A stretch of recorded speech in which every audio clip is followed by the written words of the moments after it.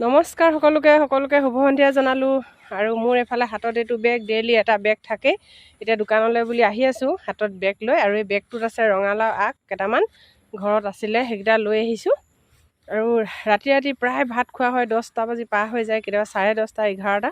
কালিতো ৰাতি তেনেকৈ ভাতেই নাখালোঁ। মই ভাবিলোঁ আজি ভাত কেইটামান খাম, ৰঙালাও আগ খাই ভাল পাওঁ।